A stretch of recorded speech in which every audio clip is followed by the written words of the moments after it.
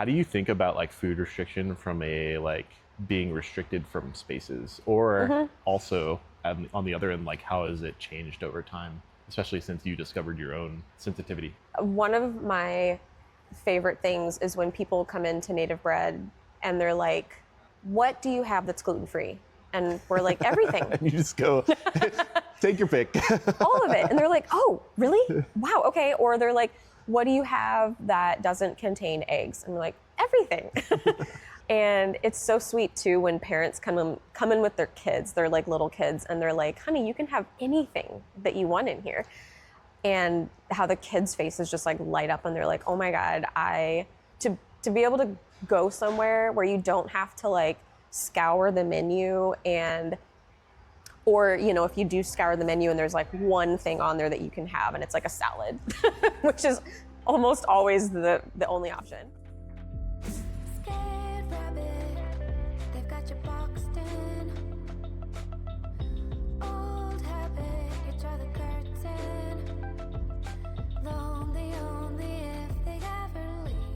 Hello, my name is Michael Zarek, and this is Third Space Indy. In 1989, a man named Ray Oldenburg wrote a book called The Great Good Place. In this book, he coined a term called the third place. This describes a place outside of your work and outside of your home that you can go, be with others, be in community, converse, and make friends. So I've made it my goal to find people all over Indianapolis who are building these types of spaces. Today's guest is actually very close to me in a weird roundabout way. My grandfather was a prolific baker. Wow, cool, your grandfather. Yeah, may he rest in peace. Aw. And I also picked up baking, for a while, and for some reason people still associate me with it, even though I don't do it regularly anymore. But maybe that's just the way things go. But today, I'm excited to share that my guest is Hayley McGinley, the owner and founder of Native Bread here in Indianapolis. This is a 100% gluten-free bakery, along with some other stuff. Yeah, gluten-free and allergen-free, all the top allergens. So milk, dairy, eggs, corn, soy, nuts. We also don't use any gums like xanthan gum. So yeah, we're free of all the top allergens. And the reason I reached out is very simple. Because you asked me before we sat down to talk if I had ever had your food, which I frankly would not have reached out if I hadn't. Okay. I'm not that type of person. But this past week you released a new cookie, which was like a cardamom oatmeal cardamom something. Golden raisin cardamom oatmeal. It's a mouthful. I purchased 3 at the Broad Ripple Farmers Market, and I ate 2 of them. Oh my God. And then I gave the other one to my wife graciously. Yeah. But I loved it so much that I was like, I should talk to Hayley. Oh, thank you. They've been really well received. Because I do want to be, like, there's a lot of amazing bakers and bakeries here in Indianapolis, but I also wanted to talk to you because of the unique quirk of yours. Are you the only local gluten-free bakery that you know of? There are others. I believe we are the only like completely allergen-free and gluten-free bakery. There are other gluten-free bakeries, but they use some of those other allergens, like nuts is common, or dairy or eggs. Yeah. So yeah, we, as far as I know, so anyone can correct me if I'm wrong, but I think we're the only allergen-free and gluten-free bakery. So the reason I like the idea of talking to you specifically is because of that quirk of serving people who I think may be excluded from other spaces for reasons that they can't necessarily control, or maybe choose to avoid, but that's maybe a different thing. So I guess to start off, like, can you tell me a little bit about yourself and Native Bread as you see it, beyond just like the simple, like, I'm a gluten-free baker? A little bit about myself. Do you want me to go, like, how far back are we talking? Whatever you feel in your heart. So my baking story starts with my grandmother, my dad's mother. She was a phenomenal baker, and she raised 8 children. preparing 3 meals a day for 10 people. So she was super good at making things quickly and like making large batches of things very quickly. And something I love about her too, she never used measuring cups or measuring spoons. Like she knew from doing it for so many years, so many times, what like a cup looked like. So, or, you know, she knew that like a scoop of flour was like a half a cup of flour. It's and like she you just see those, like those old ladies making biscuits on TikTok that are like, just throw it in there when it feels right. Yeah. And, you know, everyone's talked about how like baking is a science, and that's true, especially with gluten-free and allergen-free baking. But my grandma somehow was able to just like eyeball everything that she did and it came out amazing. And so my dad was her oldest child and is her oldest child. And he learned how to cook and bake from her. And then I learned how to cook and bake from my dad. He was a stay-at-home dad and cooked all of our meals and everything growing up. So,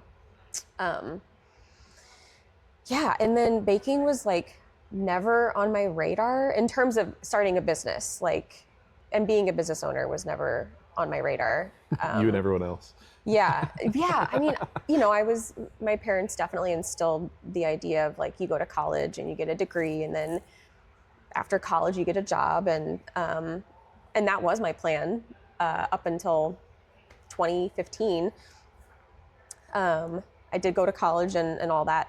And then sometime in 2015, like late 2015, is when I discovered I had a gluten sensitivity. I did a Whole30 diet, if you're familiar with that. What, when you say when you discovered it, Yeah. is that you had lived your life like that, or is it like, was it developed over time? Does that make sense? The sensitivity. Oh, so, well, it's funny because once I discovered I had a sensitivity to gluten, I was able to like reflect back on my life and see the signs that were there. But it never occurred to me that those were signs, because it never occurred to me that I had a sensitivity to gluten.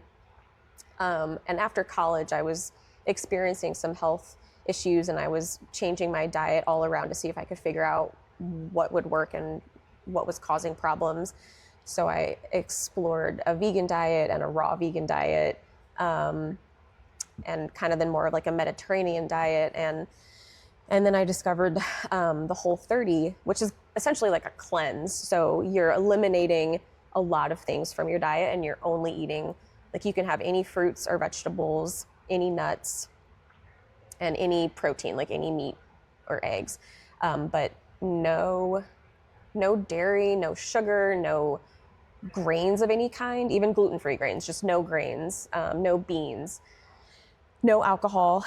So I did that for 30 days. And then at the end of that, I remember I ate pizza was the first thing that I had. And I woke up the next morning and I felt awful. Like everything in my body was inflamed and swollen. It like hurt to make a fist, like closing my fingers were like so inflamed. And this is so gross, but like my eyes were like crusted shut. You're like, I got pink eye for the pizza. Yes, it was awful. I had to like pry them open. Anyways, and so that was like the first indicator to me that like, okay, I think gluten might be an issue here. So I cut it out of my diet, and I have felt so much better since then. I look better. I also like back then too, to touch back on like the health things I was experiencing. One of the things I was experiencing was horrible acne, like to the point that I didn't want to leave my house. I was like embarrassed to be seen in public. So that was awful. And when I cut gluten out of my diet, my acne cleared up, just like lots of benefits. So looking back, as a child, every morning I woke up with a stomach ache. And I remember like my mom she's retired now, but she was a nurse. And I remember talking to my mom about it, and she didn't really have an answer. And I remember going to the doctor and being like, why do I have a stomach ache every morning when I wake up? Like, that's not normal. But nothing was ever done. Like, tests were not done or anything. And so I have no way of knowing for sure, but my hunch is that it was all the gluten I was eating as a child. Yeah. Because, you know, you grew up on like cereal and Pop-Tarts and bread. So those signs were there, I think. Yeah, definitely. So how did you stumble into like making a gluten-free business? Was it just to serve yourself? I mean, that was a big part of it, honestly. Yeah. And I think a lot of businesses start there, you know, like somebody notices that there's something missing for them. And if no one else is doing it, and then they're like, well, I'm going to do it. No one's doing this and I want it for myself. So surely other people want it too. But I was at a farmer's market. And was it here? Yes, it was the.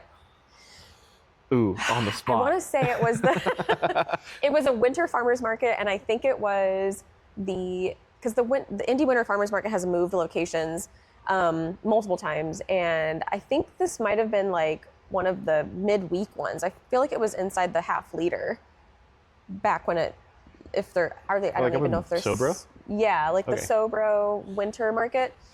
So I was at I think it was a winter farmer's market at half liter.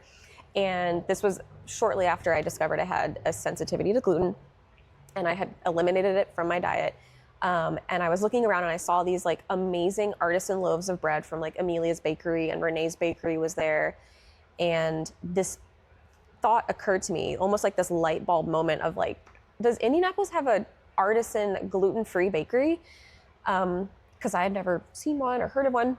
So I went home and I Googled to see if I could find anything, and there was nothing. And I couldn't believe it, honestly. I was like, as big of I know Indy's not like a huge city, but it's big enough that I thought there might be something like that.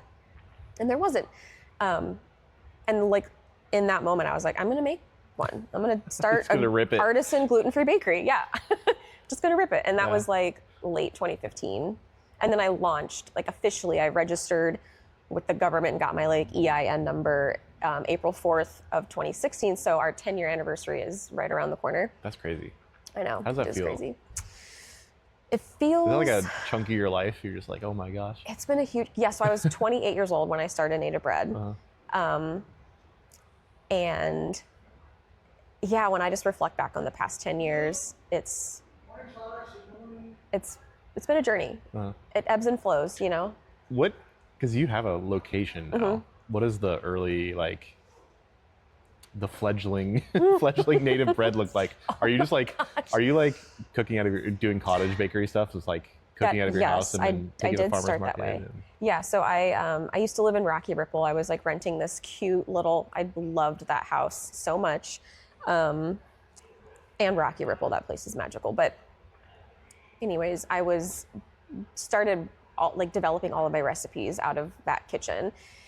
And then I would just, at that time I worked at a business, it's called The Playful Soul. It still exists, but it's in a different location now. But I was managing The Playful Soul, and so I would bring in the stuff I was making at home and like let everybody at The Playful Soul taste it.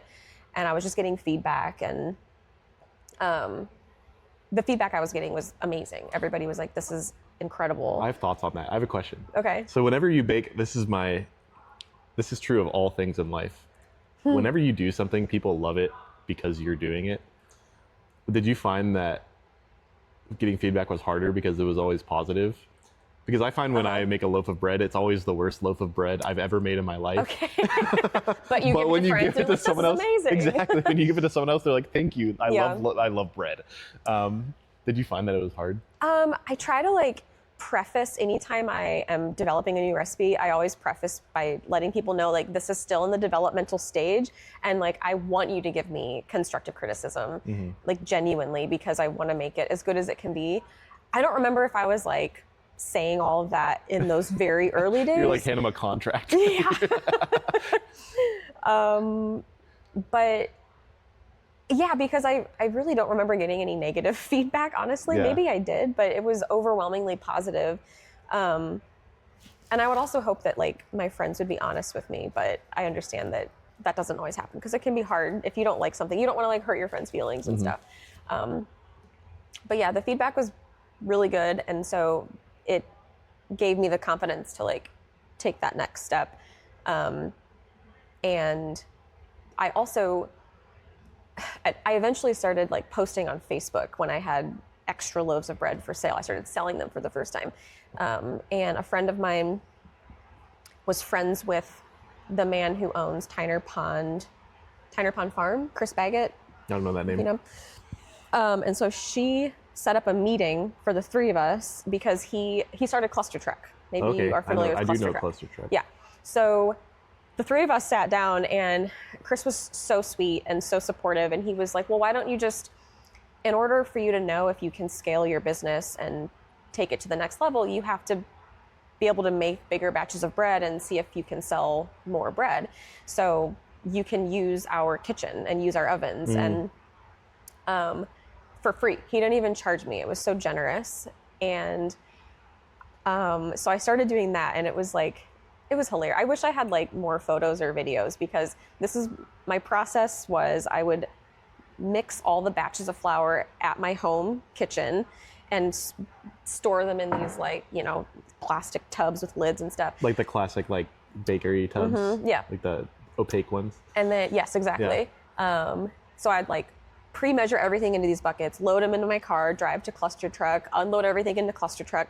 And I had a table probably this big, honestly.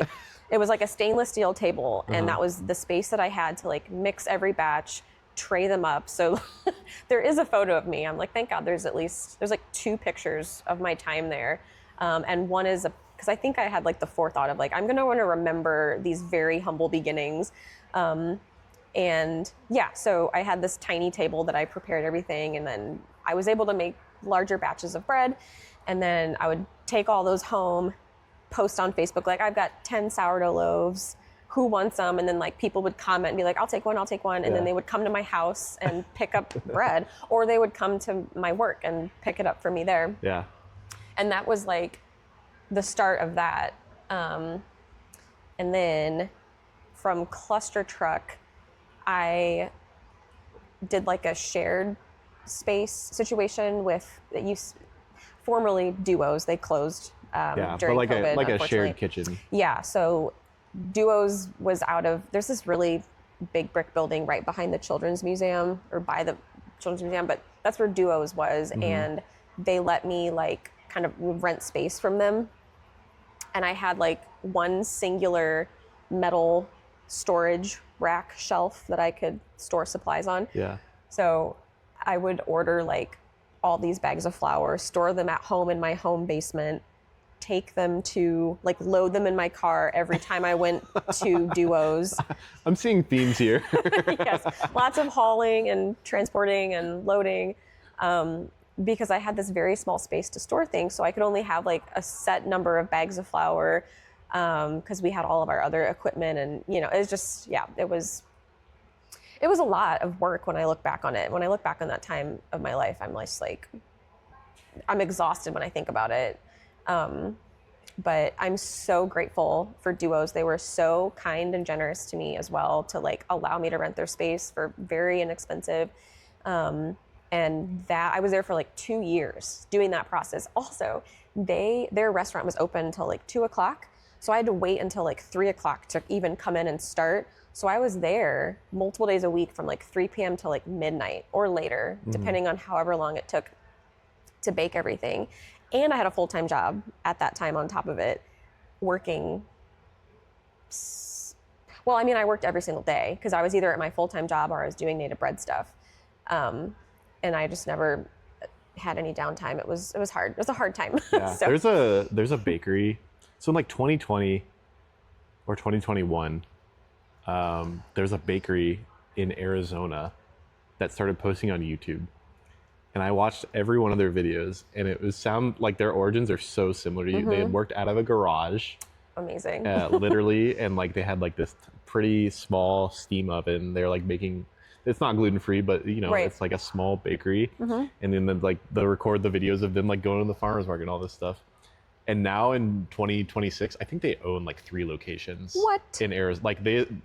I think they leveraged a lot of the YouTube viewership because they got fairly large to get some fundraising and stuff. But it was so interesting to see. And the guy, as far as I am in understanding, he's also a pretty decent guy. And he and his wife are the main heads, and bringing in people from their community to teach them how to bake bread and help them scale in terms of their production. Yeah. But just watching them move from like this frankly very dank, probably unsafe garage, Right. Wouldn't to meet like health code have standards. 3 like really beautiful bakery locations was like really cool. I think That is awesome. And just like I was like I need to go to Arizona just to get some bread for this guy. Which Yeah. if I'm ever, why would I want to go to Arizona? But if I am ever there, like that definitely is like a weird offshoot of something I'm Yeah. gonna go do.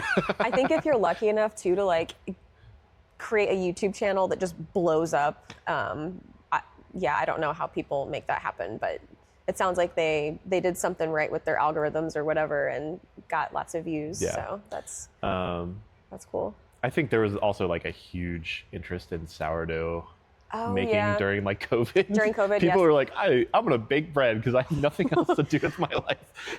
I have a panic story about that. So during COVID, everybody started baking bread at home, and you couldn't find yeast anywhere. Oh my God. Even like our suppliers that we have been ordering from for years, that we buy like bulk things of yeast and totally sold out.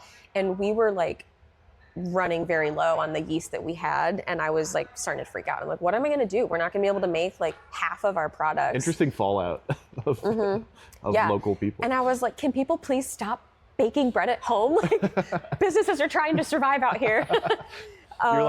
You're like getting on like Facebook Live. You're like, can you please give me the yeast that you bought this Seriously, week? yeah. Even like Costco was sold out because Yeah. they have like for whatever they sell the same yeast that we use, and I was able to find some at the like last minute at Restaurant Depot actually, so saved the day because it That's was getting scary. So I'm interested in your thoughts about. Thank you for sharing about my wife. Yeah. Now I every time I say things, my wife is like, Michael, you say the same things you say. Like, what's on your heart, and thank you for sharing. Aw. When I'm interested in your thoughts about like what it means to be food restricted and like dealing with that. So for example, Yeah. my wife is going to, or she plans to go to Paris for her birthday, Okay. or France. That's fun. Paris is included. But she's traveling with her friend who's vegan. And when I think of Paris, France, and I think of veganism, there's a lack of overlap there because I feel like French food is very butter heavy. Yeah. And I think there's a challenge there to be overcome and an interesting conundrum to like view. Yeah. How do you think about like food restriction from a like being restricted from spaces, or also on the other end, like how has it changed over time, especially since you discovered your own sensitivity? So one of my favorite things is when people come into Native Bread and they're like, what do you have that's gluten-free? And we're like, everything. And you just go, take your pick. All of it. And they're like, oh, really? Wow, okay. Or they're like, what do you have that doesn't contain eggs? And we're like, everything. And it's so sweet too when parents come in with their kids, they're like little kids, and they're like, honey, you can have anything that you want in here. And how the kids' faces just like light up and they're like, oh my God, to be able to go somewhere where you don't have to like scour the menu or if you do scour the menu and there's like one thing on there that you can have and it's like a salad, which is almost always the only option. I used to work, this is a terrible example because it is Texas Roadhouse, but I used to work at Texas Roadhouse, and when I worked there, I was vegetarian. Okay, that's hilarious. But The timing. but on the menu they have veggie plate. So you can order, but it's 4 sides. Yes, yep, the sides. Most of the sides at Texas Roadhouse still include meat. Their green beans have bacon in them. Yeah, Their baked beans, I think, are like, they're probably have pork in them or something. yeah. The potatoes, I think, are coated in like pig fat. Like they're so Yeah. like when you talk about like scouring them, like I remember going because I was working there, so I was like, all I'm gonna eating is like rattlesnake bites and rolls. Yeah. Which are like, just like talking about being food restricted and like looking for something for you. Also, like when you're Yeah. vegetarian, this is my own experience with it. When you my least favorite thing in the world is you go, do you have veggie options? And they point at the salad menu. I know. Like that is the salad menu or the some sides. BS, bro. I know. It really is. It's very disappointing. And it's hard too when you're eating out with friends or family. Like, for example, I eat very differently now than how I was raised. And so if I'm eating out with my parents, for example, it can be really challenging to find a restaurant that has things on the menu that we all are not just like able to eat, but excited to eat. Yeah. Because I think that's the biggest thing about, for me at least, like going out to a restaurant, I can find something anywhere on the menu, but I'm probably not going to be excited about it. Yeah. And I want to be like, eating out is supposed to be like a fun, exciting experience. And so I want to be able to go to a restaurant and be like, oh my God, I am thrilled about the options on this menu. And that's what's really hard to find. So, are there any specific spots locally that light you up? Oh my God, what a great question. So I'm a big fan of restaurants that do seasonal rotating menus and they source as many of their ingredients as they can locally. I know you can't do all of it locally, that's impossible, but as much as you can, supporting local businesses and keeping that money in the community and rotating your menu seasonally. I just think those types of restaurants, like the thought and the effort that you have to put into menu creation is so much more than restaurants that just have like the same set menu all the time. I think about Corridor, which is Nicole Taylor's pasta. It's been renamed to Corridor. Oh, okay. That's on my list of places to go, not been, but. Oh my gosh, you must go. They have every first Friday, they do aperitivo, which is like, I think originated in Italy, if I'm. An aperitivo is like a drink. Like, isn't Yeah, so aperitivo like a digestive? Yeah, I think yes, Alcohol? maybe, but the way that it Aperitif. functions at Corridor is like, aperitif, yes. But they do, it's only from 3 to 6 p.m., so it's like a shorter window. It's supposed to, like, aperitivo is like the drinks and little small bites you have before you go out for your main meal. Got it. And so they have these like delicious small plates that are $5 each, and they're super. And we love $5 deals. Yes, and they give you really large portions for $5. You're like, this is incredible. But I love Corridor. They don't always have like a ton of gluten-free options, but they always have some. Like one of their, it's co-owned by Logan and Aaron, and Logan is a very skilled vegan baker and cook and all of that. So they always have a vegan option, if not more than one. And you can always find gluten-free things there. I feel like isn't pasta, sorry, total aside. Yeah. Because it's made with semolina primarily, that would be gluten-free, right? No, semolina is not. That's wheat. You're so right. I'm like making semolina like corn. Oh, like no. I'm like combining. You're right. I'm stupid. No, you're not. No, it's totally a fair question. Wheat, barley, and rye are the 3 grains that contain gluten, and semolina is just like a variety of wheat. Oh, interesting. Semolina wheat. That makes sense. Yes, yes. Wow. But I love Corridor. I love Tinker Street, which I won at the last. Oh, you did? Did you go? Yeah, I won the gift card. We went on Friday.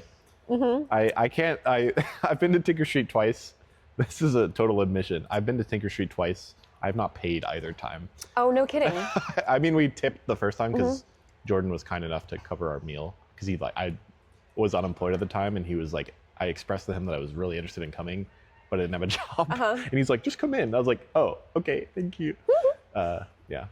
So did you get like gift cards or something? So I won 2 of the giveaways at Patrick's thing. Oh, nice. Okay. Because one time there was like 3 people, and the other time I was the only person. Okay, So, like, no kidding. What? Jordan was like, "You can't do this to me anymore." Oh man. Shout out I'm glad to Jordan Ivory, manager at Tinker Street. Okay, that's the manager. Yeah. Yeah, I love what they do there. And then I'll also say, just like in general, the ethnic restaurant food scene here is incredible. And if you go to like a Thai restaurant or Ethiopian, or I don't know, like you name it, like the ethnic food scene is awesome, and it's so much easier to find gluten-free. What's the Ethiopian bread called? Injera. Is injera gluten-free? Yes. Oh. I don't know if it's like 100, like, I don't know if... Because it's like a flatbread, that makes sense. Yes, it's a flatbread. Yeah. It's made with teff flour, which is a gluten-free grain. And we use teff flour in our seeded boule. It gives it like a darker color. But I don't know, I think like traditionally it's a gluten-free flatbread. But I'm honestly not sure if some of the restaurants here incorporate any wheat flour into it. I've never asked, but... Yeah. It hasn't stopped you yet. Injera is delicious. It hasn't stopped. So I don't have celiac disease, so I can eat gluten. But if I eat it consistently, if I were to like eat it every day of my life, I would feel like You're getting crusty eyes. I'd feel awful. I'd have crust. I'd be so inflamed. Also, something I forgot to mention, like when I was talking about the signs that, you know, were telling me that there was something going on. My face was always like puffy and swollen, and I look back at photos of me, and I'm just like, who is that? I'm like covered in acne, and everything's like puffy. It's like, oh, so I had so many issues, and yeah, I eliminated gluten, and like all of that went away. That's so cool. But Ethiopian food is amazing. Oh, so yeah.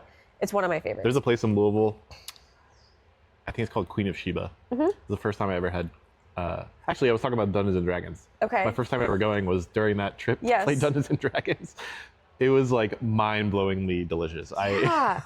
And I don't think people know that, but also like there's a large Ethiopian population. I haven't been to any of our restaurants here yet, Oh, but okay. there's a fairly large Ethiopian population here in Indianapolis, and a lot of them live on the west side. Yep. So there's like a lot of... Well, the West Side has the International Marketplace, right? And that's Yes. just, I mean, And that's that's where the they all are. place to go, yeah. Yeah. Or there's Axum, which is downtown, and that's amazing. Or Abyssinia, if I'm saying that right, I don't know, but that's on the West Side. And I've been to both, and like both are just incredible. Yeah. Huge fan. I need to get out more. My parents and I, we had dinner recently at, it's called Incredible India, which is like kind of Castleton-ish side of town. And that place was incredible too. So I love supporting minority-owned businesses, and I just love eating foods from all around the world. There's so much more exciting than like American food. Yeah. What is American food? I know, like whatever that means. Burger. I don't know, hot dogs? Hot dog burger. Yeah, hot dogs and burgers. It's very boring. Hey, I love a good hot dog and a good burger, but you know. Right. Easy transition since you just mentioned it. What does it mean? Like, one of the other reasons I reached out to you is because you are pretty outspoken as a business owner on the things that you believe, which is a very common theme of this podcast. Business owners who are outspoken. Yeah, I love that. At what point were you, or maybe you were always like this, I've only known you for a short amount of time. Yeah. At what point were you like, fuck it. It's time to ball. I don't know. I feel like I started like the first kind of more political issues, social justice issues I started posting about would have been related to Indigenous peoples. Like, I'm very, very passionate and interested in U.S. history specifically. I love history in general, but once I started really unpacking and educating myself on the history of this country, because we're not taught factual information in 100%. school. Once I started learning that, I was like, oh man, I had no idea. And so I went down this like rabbit hole. And I'm really grateful for that because I feel I'm much more informed, and I still have so much to learn. But yeah, it feels empowering to like know the truth about our history because it helps inform how I live my life now. And I just can't I can't turn a blind eye to it. It's like once you learn something, you can never unlearn that. Oh, I always say the worst thing I ever did was become more worldly. Right. It's the worst thing you can do for your mental health. Right. Ignorance really is bliss. Yeah, I mean, that's literally. a saying for a reason, Yeah. but I wouldn't give it up for anything. I mean, I do feel like I'm carrying a much heavier mental load from the weight of everything happening currently around the world and in this country, and also just everything I've learned about our history. And like, I don't know, I think you just move through the world differently when you're educated and you know more about where we've come from and like why are things the way they are today. And the only way to really figure that out is to look into the past and see where we've come from and what we've done as a nation and continue to do. So I just felt like I couldn't believe all of these things that I was learning. And I was like, so many people don't know these things either. So much of our history is just hidden from us. And so I would just start posting things about, like, November is Native American History Month. So I started posting things about Native American history, and then, like, Black History Month is February. So this was like years back. I started doing stuff about that, and then George Floyd was murdered, and the whole Black Lives Matter movement exploded across the nation. And so I started posting about that. And then fast forward to the genocide that Israel is committing against Palestinians and everything happening in Gaza. And I wasn't like, I haven't seen anybody. I haven't seen, like, businesses in Indianapolis speaking out about that. I've seen tons of businesses speaking out against ICE, which is awesome and great to see. I haven't seen outside of, like, Flanner Farms. They're amazing. Shout out to Nick Selm. What's that? Nick Selm, he's the guy who runs Flanner Farms. Okay. Oh, cool. Yeah. I've never met him. Yeah. Great guy. But there are a few, like, local spaces and businesses that are very outspoken and always have been, and, like, their business model is, like, founded on that. But outside of that, I haven't. Have you? I don't. There's feel a like, couple. Okay. Like Alexa from Alley Cat Ceramics, and great. But not. I agree that it's not as widely thought of. Yeah, and I find that so interesting. Like, it feels like it's so easy for businesses to speak out against ICE, but when it comes to speaking out against genocide in Palestine and Gaza, I haven't seen that as much.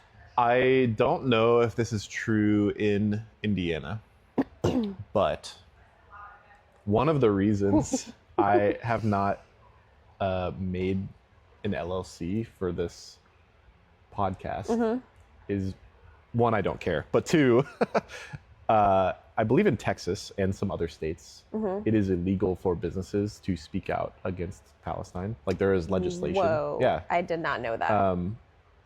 I don't know if Indiana has legislation like that. I wanted to do a quick cut in here because I was also interested in the factualness of my statement here. 37 states have anti-BDS laws, which stands for boycott, divest, and sanction, meaning that anti-BDS laws effectively seek to retaliate against people and organizations who boycott Israel and affiliated sort of groups. And then also in 2025, right after Donald Trump was elected for his second term, there was legislation passed expanding the definition of anti-Semitism, which many of those expanded definitions also include criticisms of Israel. So, yeah, cutting back. Well, if they do, no one's come knocking on my door, which is good, because I've been speaking. Yeah, I don't know about how much that is enforced. Yeah. It's sort of, someone has to have a vendetta against you in most cases. Yeah. But there is stuff like that where there is a level of, like, weirdness in the U.S. about our relationship to a different country that almost no other country receives that treatment, which is a very interesting thing. Yeah. So that's a whole nother thing I've been educating myself on, is, like, the United States' history with Israel. Like, how did we get where we are today?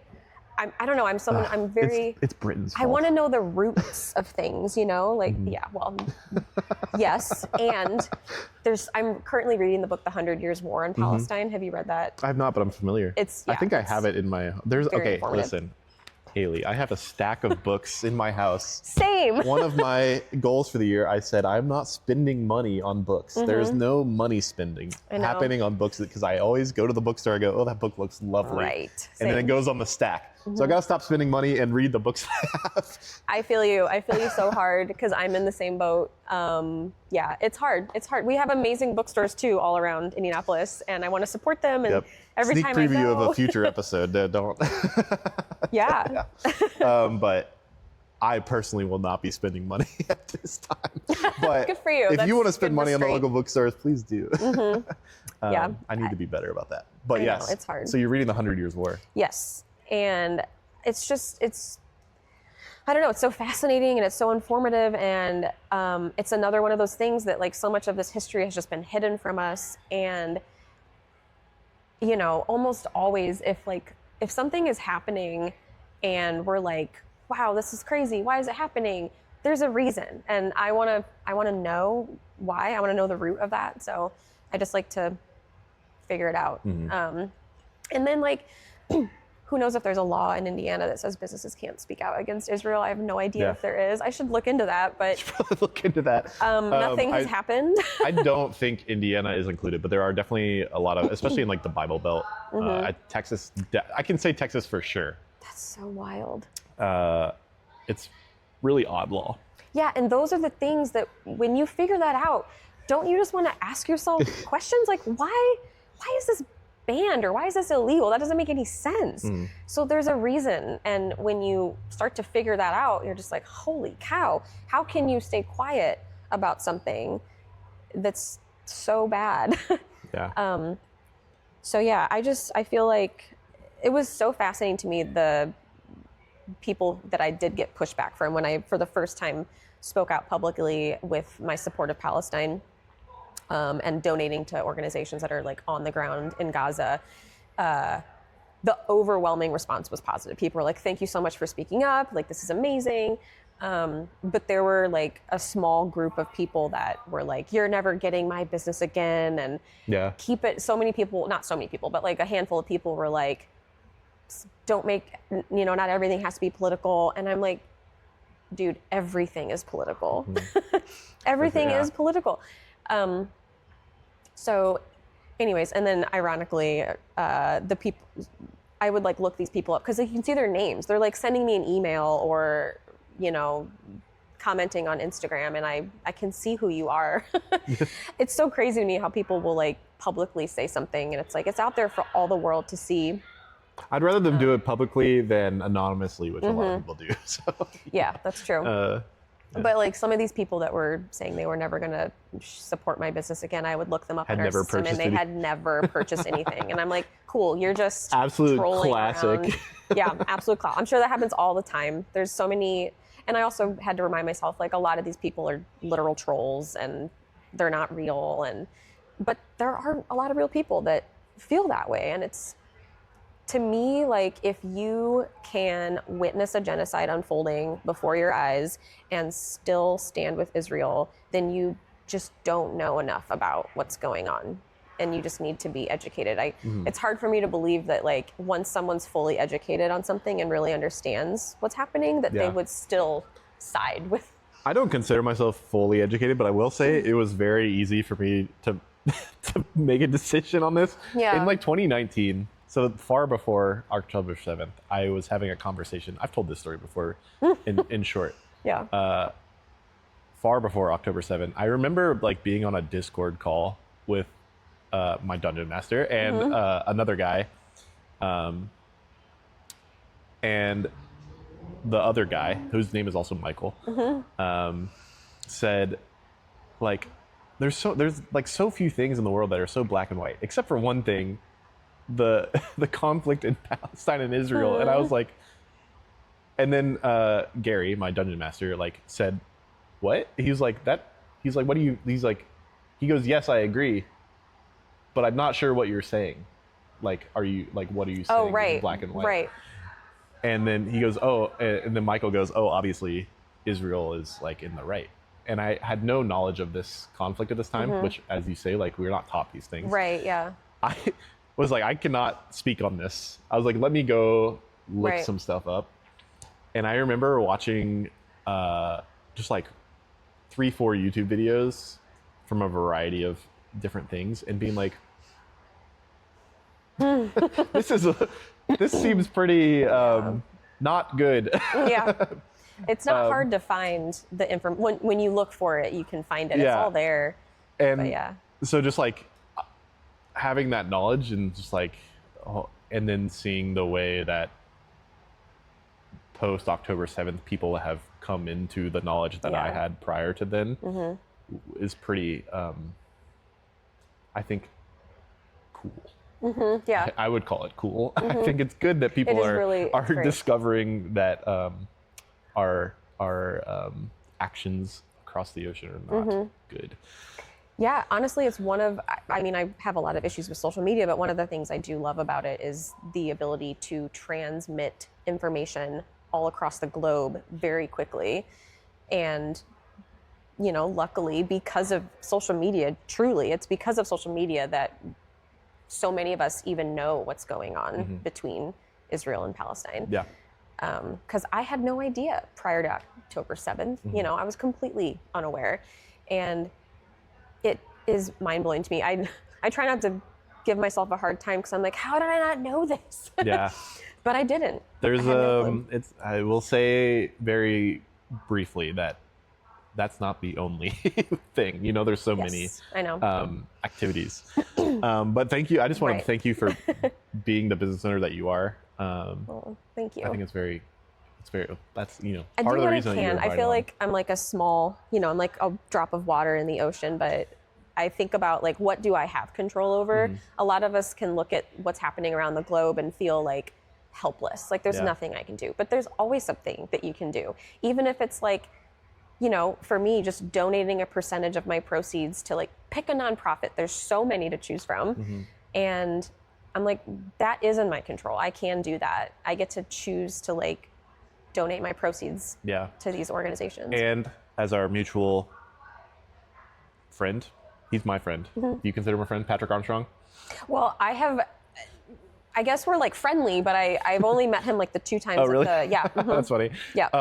Our mutual associate, Patrick Armstrong, said yesterday, and he says often, small actions do not equal small impact. So yes, I think I love that. Yeah. So don't feel like you are having no impact with that. Anyways. Thank you. Let's move on to what I call the canned questions. Oh boy. Okay. I have to read. Okay. The Third Space Indy is sponsored by cityrising.org. My good friend Mark Latta runs a nonprofit consultancy called City Rising, and City Rising is a social impact studio that leads and supports innovative projects that strengthen, celebrate, and repair people and places. So if you're a people or you're the leader of a place and you're interested in improving your lived or built environment, reach out to me or reach out to Mark Latta at cityrising.org and we will hook you up. That sounds awesome. He does good work. He's also a good friend. Oh. How fun to get to partner with friends on something like this. I have no other, I would not have it any other way. That's how I would phrase it. Yeah. Mark has sponsored a question, which is, what is a third space to you? What is it to me? Or like, you can take it however you like. Okay. Well, okay. Yes, I do have an answer. You're probably familiar with North Mass Boulder. Oh yeah. Okay. I'm glad you brought that. I actually meant to bring this up, so I'm interested. Oh, okay. So that is my third space, and I have been going there since shortly after they opened, like, I don't know, 4 or 5 years ago. And that space, that place has literally changed my life, which is like a really big thing to say. But when I look at my life, there's like my life pre-North Mass Boulder and my life post-North Mass Boulder. But just the community aspect, like that place, it's a gym, it's a restaurant, it's a co-working space, it's a yoga studio, it's all of these things. But when I think about like the essence of North Mass Boulder is it's a community gathering space. It's a third place. It's like the kind of place where I go, I don't have to like text my friends beforehand to be like, hey, are you going to be at North Mass? Like, let's get together and hang out or let's work out. I just show up and I see my friends. It's like, we're all just there. So it's my favorite place to go outside of my home and native bread. Podcast. The essence of a third space is that, actually, it's on the Instagram, but if you ever want to know, is that it is a consistent place, that you are always welcome, that conversation is the main activity, and that, did I say consistent? Basically, it's always there.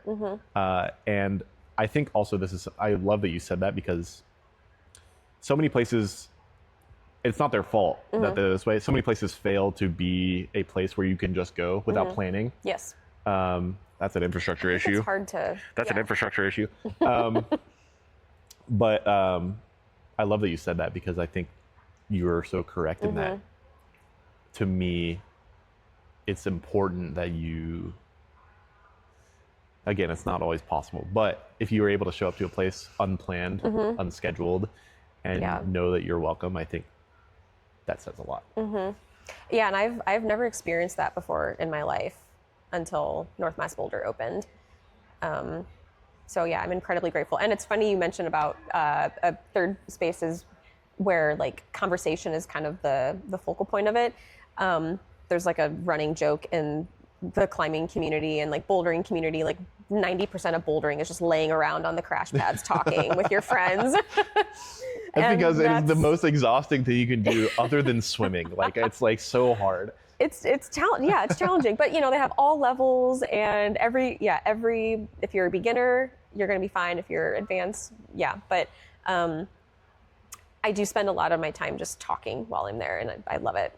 I get all of my like social needs are met by going there. I love that. Yeah. Thank you. Can I ask about what I texted you about the other day? Yeah, what was it? Is polyamory a thing at North Mass Boulder? God. There's also a running joke about that at North Mass Boulder. Is it a joke? I don't know. I mean, I think too, just like polyamory in general is something that is more visible in society nowadays. It's always existed. Untapped community conversation I need to have.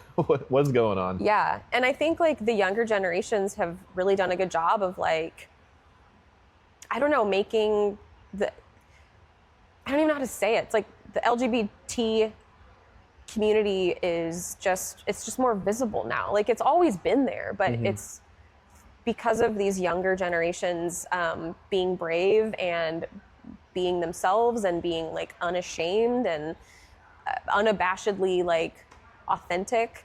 It's like given all of us permission to feel like I can show up authentically as myself too.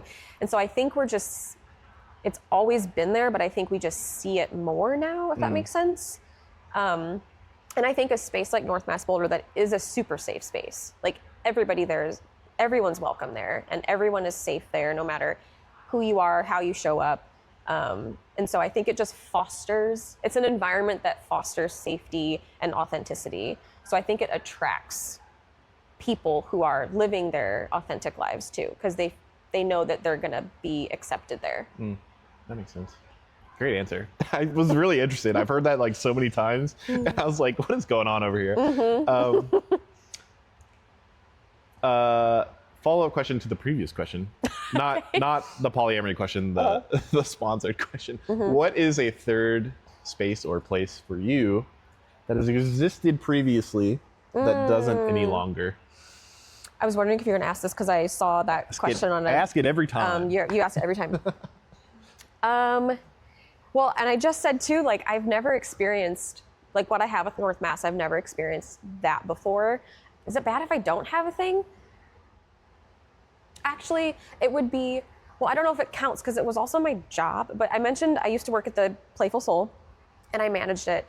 And okay, so I guess I have had something similar to what North Mass Boulder has provided me now, but it just looked very different.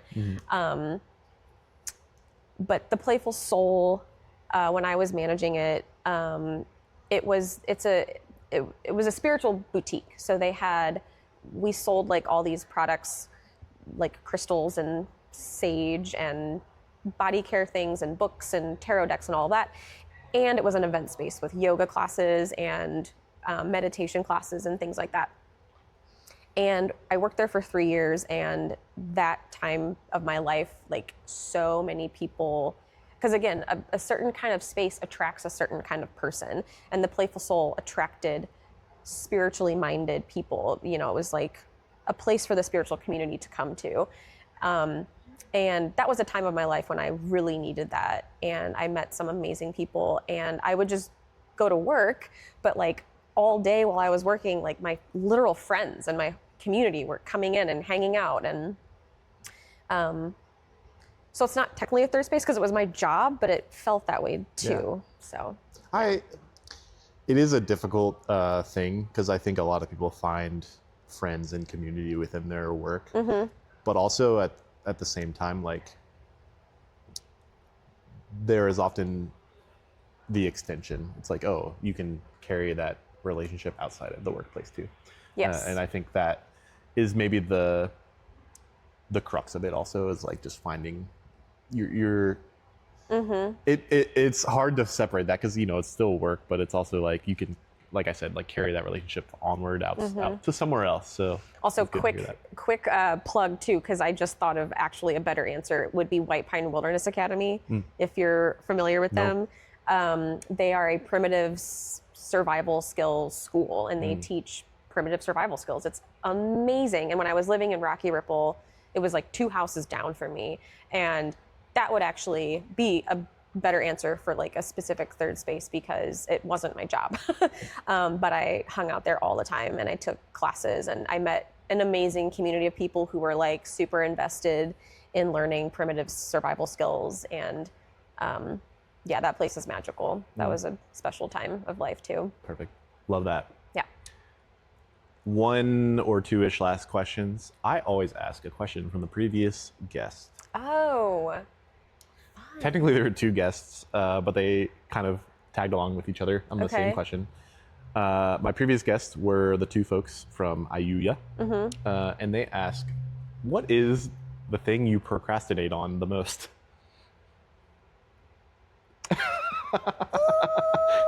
Call yourself out. I'm not a big procrastinator, to be honest. But okay, let's see. I want to think of a good answer here. Oh, then it's a harder question. Actually, I think I have an answer here.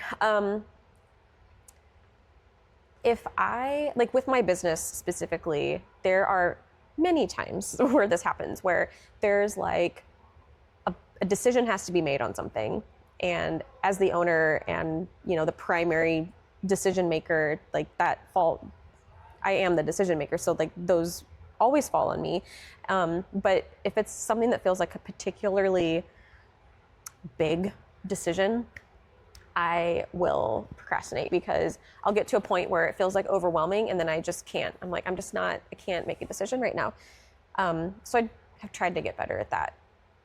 It's like a stress thing. You're like, it's a stress thing. Yeah. It's an overwhelm thing. It's like decision fatigue is real, especially when you're running a business. Is it like fear of making the wrong decision, you think? Probably. That's a part of it for sure. Or just not, like, I want to feel like a sense of certainty when I'm making a choice. And if I don't feel a strong sense of certainty, it's really hard for me to make a choice one way or another, until I feel some stronger certainty for, like, you know, one decision or another. Yeah. If that makes sense. Definitely. Yeah. Okay. One last question, because I do have to wrap up. Yes. I have a meeting. No. Actually, we could go longer, but I actually scheduled this meeting. It's for my actual job, like 2 days ago. And I was like, dang it. But it was the only time we could fit it in. This has been an awesome conversation, so yeah, it's all good. One last question. What question would you like to ask the next Third Space Indy yet? There was a sneak preview just a second ago. I know. I knew that was going to be your last question. I wish I had time to have prepared something. No time better than the present. Sinking into like my inner Esther Perel, if you know who that is. I don't. Last night at the conversation when, was it Patrick who, no, the question of what's something that you procrastinated on last year that you aren't going to procrastinate. Was it procrastinate? I believe it was held you back. Yes, what's something that held you back last year that you're not going to let hold you back this year? And when that whole thing came up, it made me think of Esther Perel, who is a psychotherapist. She's one of my favorite educators, and she's brilliant. But she has a game. She made a literal game called Where Should We Begin, based on her podcast also called Where Should We Begin. But it's a game of questions, a game of stories. And I love playing that game because I love deep, meaningful conversations and asking people questions. And so I thought of that at the talk last night. Could I just use that question? Because I can't think of anything. I will say as a side note, like I loved that Patrick goes like, what's one of the questions you asked on the cards? He asked the question Yes. and then Patrick just asked it back. Yes. And he goes, oh yeah, good question. What a great question. Yes. So we'll pass it on. So what is something that held you back last year that you are not going to let hold you back this year? Yeah. Okay. Hey, great question. I like to answer the question also. Okay, cool. I think something that holds me back, even still, is this, in a lot of ways, like, definitely like commitment to thinking that what I do is not having the impact that it actually is having. Because there are a couple of people who reach out to me after each episode and say like that was wonderful and amazing, and I think those people are what remind me that what I'm doing is good, even if it's not having the wide listenership of some people. The fact that I'm reaching the ears of few and having impact on them is something I'm trying to constantly remind myself of. Right. Yeah. While also sort of continuing to push forward in terms of like what thing can I do beyond just recording a podcast, if that makes sense. Some things to come. But that's what I think about, is like getting out of my own head. That's beautiful. Yeah. We are like the single thing that holds us back, right? Like Always. our mindset, our thoughts. Yeah, same. Every loaf of can't bread I relate. bake is beautiful, even if I hate it. That's what I'll say. Exactly. You yeah. too. Yeah. I'm probably gonna go buy a cookie on Saturday. They'll be around, right? Yep. Yes, they will be. Yes. I was thinking about in the future, there's going to be a upcoming Saturday where we won't have cookies. And I don't have to get it. It's a long story, but it'll just be that one specific Saturday. But this Saturday, there will be cookies at the farmer's market. Yeah. I actually meant to burst the subject of farmers markets with you, but we are out of time. So next time. Hayley, where can the lovely listeners of Third Space Indy find you? Well, our bakery is located in Castleton at 96 in Allisonville. We also ship nationwide. So no matter where you are in the country, you That's can pretty cool. order native bread I and didn't have know it that. shipped. And then we're at farmers markets. We're also in local grocery stores and coffee shops all around the city. Yeah. So all of that is on our website, nativebread.com. What farmers markets? How many farmers markets are you at? Do you know? For the winter season, we do 3. We're at the Indy Winter Market, Broad Ripple, and Carmel. Okay. And then the summer season, we just do 2 because the summer markets are way busier and we just don't have the volume production, whatever, staff So it's to Broad like. Ripple, Carmel, probably. Broad Ripple and Carmel is Yeah. summer. Yeah. I know what the truth is. You know it. They're great farmers markets. Yeah, I go. I love them. Thank you so much for joining me. Yeah. Thank you for Wait, having me. what's your Instagram? Is it just Native Bread? Yeah, native bread. Native Bread on Instagram. They post some good stuff over there. Mainly bread. I try to. It's hard. Oh man, it's like a whole nother job on its own. Literally. Thank you so much for watching or listening to this episode of Third Space Indy. You can find me at Third Space Indy on Instagram or at thirdspaceindy.com, where sometimes I write a blog. I will keep saying this until the end of time. I'm playing catch up on the blog. Thank you so much to Mark Latta and cityrising.org for sponsoring the podcast. Thank you to the Red Door Cafe for hosting this episode of the Such a great podcast. coffee shop. And by hosting, I mean I just walked in and asked if we could record, and they said, of course. And as always, thank you to the local artist, Jennison, for allowing me to use your song, Scared Rabbit, as the intro music. It's a beautiful song. I love it. So beautiful. I'm probably the single person who's listened to that song the most, other than Jennison herself. Aww, it's so beautiful. Well, I literally listen to it every time I Right. make Yeah. the podcast. You picked a good one to listen to a lot. Hey, thank you once again for listening to the podcast. See you in the next one. Goodbye. Bye.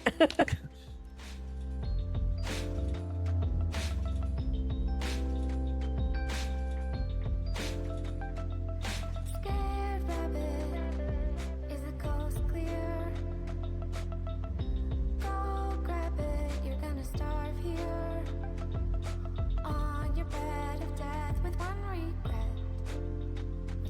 other side.